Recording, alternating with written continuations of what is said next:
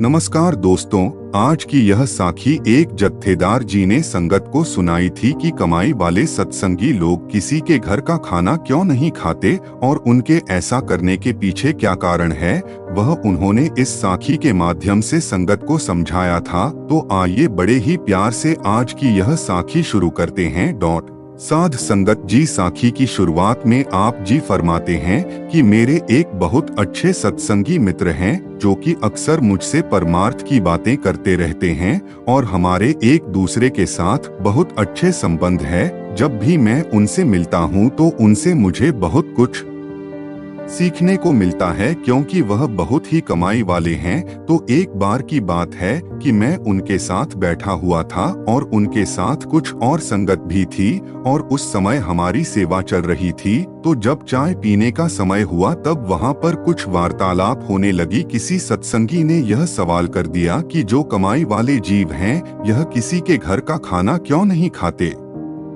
ऐसी भी कौन सी बात है कि वह इतना परहेज करते हैं? तो उन्होंने उस सत्संगी के इस प्रश्न का जवाब बहुत ही अच्छे तरीके से दिया था और उन्होंने जो उसे बताया वह उनकी सच्ची आप बीती थी कि सत्संगी नाम लेने के बाद ऐसा क्यों करते हैं और वह इतना परहेज क्यों करते हैं कि घर का बनाया हुआ खाना ही खाते हैं, बाहर की चीजों से परहेज करते हैं। तो उन्होंने फरमाया कि एक बार मेरे रिश्तेदारों में किसी की शादी थी और मैं वहाँ पर गया हुआ था। तो एक हफ्ते के करीब मैं वहाँ पर रहा। तो जिनके घर हम गए थे वह जो परिवार था वे काफी धनी व्यक्ति थे क्योंकि उनका बहुत अच्छा कारोबार था। तो जब मैं उनके घर पर एक हफ्ते तक रहा तो जैसे कि हम सभी जानते हैं कि जब हम अपने घर को छोड़कर, अपने काम काजों को छोड़कर किसी दूसरे के घर जाते हैं तो वहां जाकर हमारी जो दिनचर्या होती है उसमें कुछ तब्दीली हो जाती है। जैसे हम घर पर भजन बंदगी कर सकते हैं, बैठक कर सकते हैं, वैसी ही बैठक वहां जाकर नहीं बनती क्योंकि एक तो वह पराया घर है और फिर वहां का माहौल भी हमारे मुताबिक नहीं होता। तो हमें बहुत मुश्किलों का सामना करना पड़ता है। लेकिन जैसे कि अक्सर फरमाया जाता है कि सत्संगी को भजन बंदगी में कभी भी नागा नहीं डालना चाहिए। मन लगे या ना लगे उसे बैठना जरूर चाहिए और यही गुरु का हुक्म है। तो मैंने भी अपनी जिंदगी में कभी भजन बंदगी में नागा नहीं डाला, लेकिन वहां जाकर मेरी वैसी बात नहीं बनी जैसे कि घर पर बनती थी और ना ही वहां पर ध्यान आया। तो जब हम एक हफ्ते के बाद वापस अपने घर आ गए तो अपने घर आकर चैन की सांस ली, लेकिन वहां से आकर मेरे साथ कुछ अजीब अनुभव हुए जो कि आपसे साझा करता हूं कि जब मैंने घर आकर बैठक करनी शुरू की तब भी मेरी बात वैसे नहीं बनी जैसे कि पहले बनती थी। तो मैंने इस पर बहुत विचार विमर्श किया कि ऐसा क्या हुआ है जिसके कारण मेरे साथ ऐसा हो रहा है। तो जब भी मैं बैठता था अजीब अजीब ख्याल मेरे दिमाग में आते थे। तो मैंने इस पर गहराई से विचार किया कि मेरे दिमाग में यह सब क्यों चल रहा है, मेरा तो इससे कोई लेना देना भी नहीं है, यह बातें मेरे दिमाग में क्यों आ रही है। उसके बाद मैंने अपनी इस मुश्किल का हल ढूंढना शुरू कर दिया क्योंकि जब से मैं वहां से आया था ना तो मेरे से ठीक से भजन बंदगी हो पा रही थी और ना ही ध्यान आ रहा था। तो मुझे इस बात का बहुत अफसोस हुआ कि मैंने ऐसा क्या कर दिया कि जिसकी वजह से मेरे साथ यह सब हो रहा है। तो आप जी ने कहा कि जब भी अभ्यासी पर कोई मुश्किल आती है, उसकी अंदर बात नहीं बनती, उसे मार्गदर्शन चाहिए होता है तो मालिक कोई ना कोई बहाना बना ही देता है। वह किसी ना किसी रूप में हमारा मार्गदर्शन कर ही देता है कि मेरे शिष्य को इस मार्ग पर कोई मुश्किल ना आए। तो ऐसे ही मैं एक दिन किताब पढ़ रहा था और पढ़ते पढ़ते मुझे वही विषय मिला जिसको लेकर मैं परेशान था, चिंतित था। और उस किताब में सतगुरु ने फरमाया हुआ था कि अभ्यासी को अपने खान पान का विशेष ध्यान रखना चाहिए क्योंकि हम जैसा भी खाते हैं, जिसका भी खाते हैं, वैसे ही विचार हमारे मन में आने लगते हैं क्योंकि हमारे खाने का सीधा संबंध हमारे मन से है। जैसा अन्न होगा वैसा ही मन होगा। तो हमें कोशिश करनी चाहिए कि हमें हल्का फुल्का खाना ही खाना चाहिए क्योंकि ज्यादा स्वादिष्ट चीजों का सेवन करना भी एक रस है जो कि हमारे इस मार्ग में बाधा बनता है। तो आप जी कहते हैं कि यह बात पढ़कर मेरे सतगुरु ने, मेरे मालिक ने मेरा मार्गदर्शन कर दिया और मुझे यह बात समझ में आ गई कि सतगुरु ने ऐसा क्यों कहा कि हम जो भी खाते हैं, जिसका भी खाते हैं, उस पर ध्यान देने की जरूरत है। तो मुझे ये समझ आ गया था कि जिनके घर में गया हुआ था और वह जो काम करते थे और उससे जो उनकी कमाई होती थी, वही कमाई मैंने वहां जाकर खाई है, जिसकी वजह से मेरे साथ यह सब हुआ है।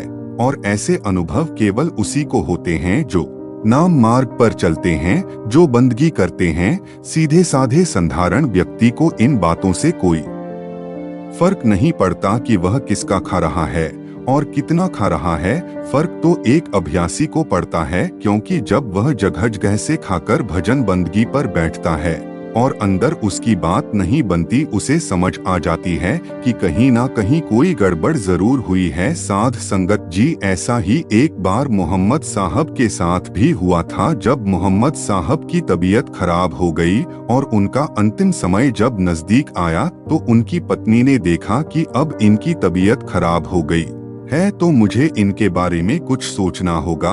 तो जितना भी चढ़ावा चढ़ता था, मोहम्मद साहब सभी गरीबों में बांट दिया करते थे। शाम के समय में जो कुछ भी उनके पास होता था, वह सब बांट दिया करते थे, कुछ भी अपने पास नहीं रखते थे। तो एक बार मोहम्मद साहब की पत्नी ने कुछ पैसे उठाकर छिपा लिए, क्योंकि वह जानती थी कि इनकी तबीयत अब ठीक नहीं रहती, तो उनके इलाज के लिए कुछ धन की जरूरत होगी। तो उनकी पत्नी ने कुछ पैसे उठाकर छिपा लिए। तो जब रात हुई, मोहम्मद साहब खुदा की बंदगी में बैठे और खुदात किया, तो अंदर उन्हें यह महसूस होने लगा कि मुझसे बाहर कोई गड़बड़ हो गई है। कुछ तो ऐसा हुआ है जिसके कारण मुझे यह महसूस हो रहा है कि मैंने चढ़ावे का कुछ धन अपने पास रख लिया है। तो मोहम्मद साहब ने अच्छे से विचारा और देखा कि जाकर देखूं कि कुछ पड़ा हुआ तो नहीं है। तो जब उन्होंने देखा तो उन्हें कुछ भी नहीं मिला। तो उन्होंने इसकी बात अपनी पत्नी से की कि मुझे ऐसा लग रहा है कि मैंने कुछ चढ़ावे का धन अपने पास रख लिया है, लेकिन मैंने सभी जगह देखा, कहीं पर भी कुछ नहीं मिला।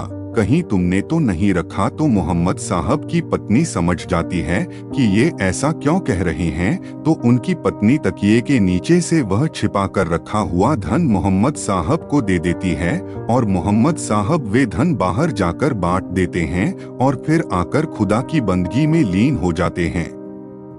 साथ संगत जी, इस साखी से हमें भी यही प्रेरणा मिलती है कि अगर हमें नाम की बख्शीश हो गई है और हम गुरु के सत्संगी बन गए हैं, तो हमें इस बात का विशेष ध्यान रखना चाहिए कि हम किसका खा रहे हैं, कितना खा रहे हैं, क्योंकि सतगुरु अक्सर फरमाते हैं कि पाई पाई का हिसाब देना पड़ेगा। और एक साखी में सतगुरु गोविंद सिंह जी ने भी फरमाया है कि चढ़ावे का धन जहर के समान होता है।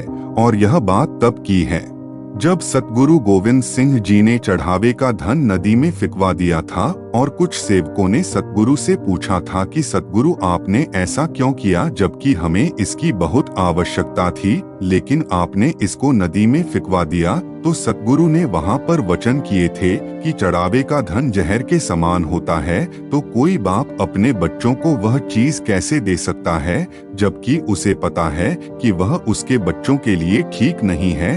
तो साध संगत जी, हमें भी इसी प्रेरणा के साथ रूहानियत के इस मार्ग पर चलना है और अपने सतगुरु द्वारा दिए हुए उपदेशों को